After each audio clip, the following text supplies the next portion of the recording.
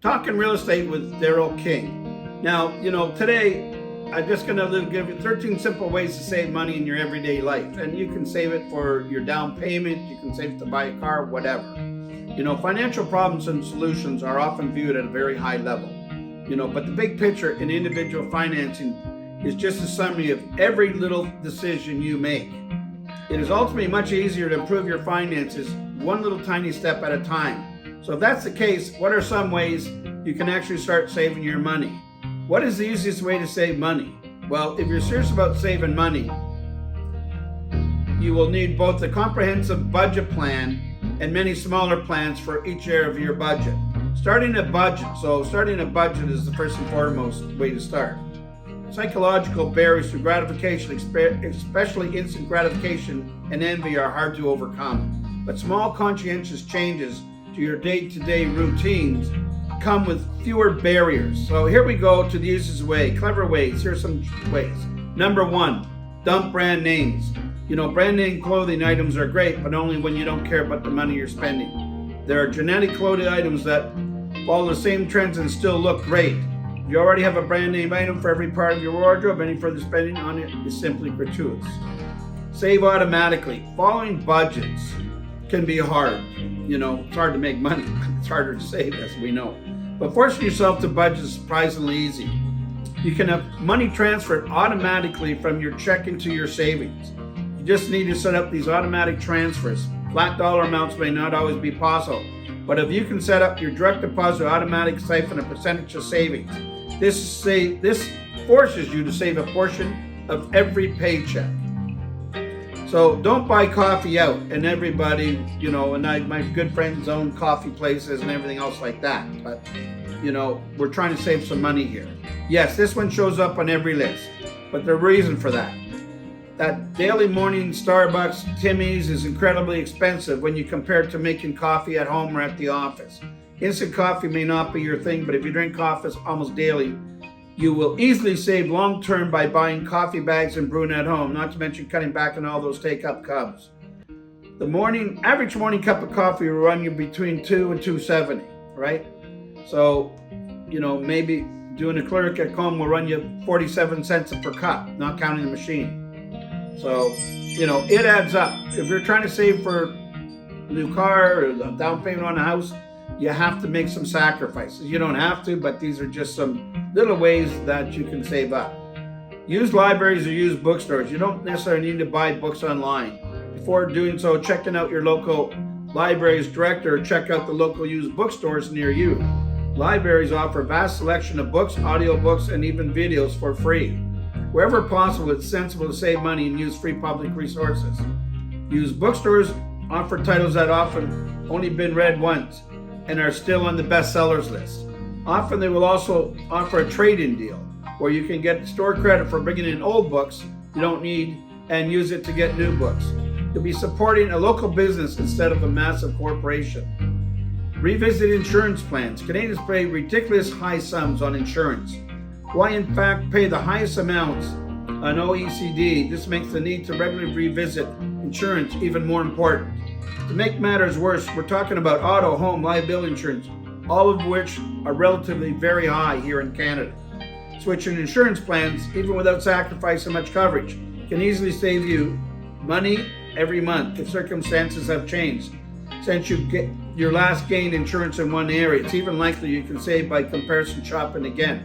So go back and revisit your financing with your insurance in that. Refinancing your mortgage. Your circumstances have likely changed since you secured your first mortgage, right? If your income or credit score is higher since you first got a mortgage, you may be able to save quite a bit. Try looking for mortgage refinancing if you want to save more money. Even a fraction of a percent translates in hundreds of dollars when it comes to the cost of a home, right? 7, monitor utilities. Do you regularly track your heating, your cooling, and your water expenses? There are often opportunities to save simply through a few small changes. In some cases, your home's furnace or AC may not have been so efficient, while in others, it's a question of poor insulation. Either way, small adjustments can add up to hundreds of dollars annually. In fact, I just got my house totally re-insulated, and I know there's a government grant that I'll get a rebate, some of it back.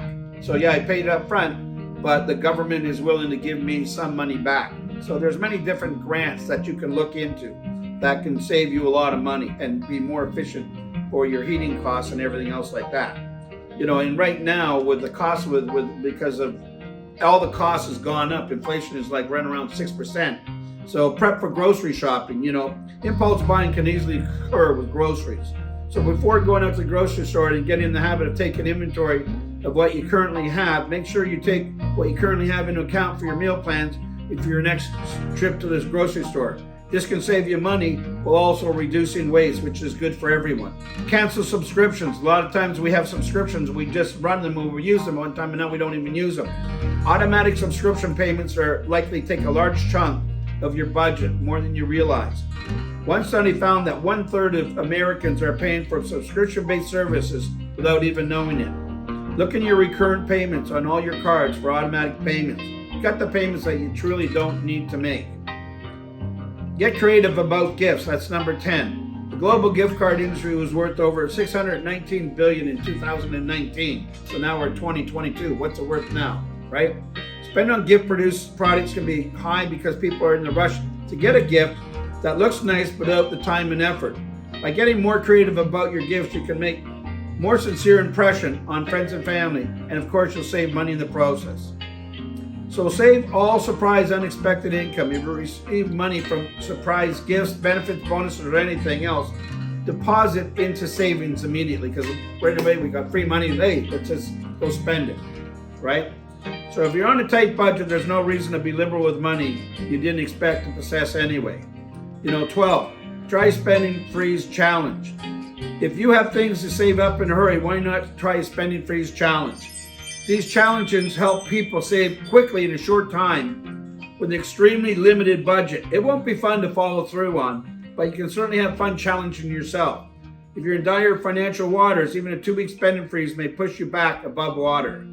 And then 13, do you really need money now? Do you have anything laying around your home that you don't use regularly? If the answer to both these questions is yes, then it's time for a yard sale. Well, not quite. Winter has just hit us back again, but you don't necessarily need a yard time, but it's time to start selling your unused items somewhere. If you haven't taken inventory for a long time, you may be surprised how much you may make. So, you can save money, but it's up to you to go do it. And it takes a step by step. So you have to be willing to do that little bit of extra just to help you save that little bit of extra money. $1 here, $2 next week. You'll be surprised how much you can accumulate. So I want to wish you the best of luck of that. These are just a few suggestions by 13 tips to save money. All the best. For any more information that you may need, give us a call at 905-907-5464. Our home is at darylking.com. Have a great day. Take care. Bye-bye.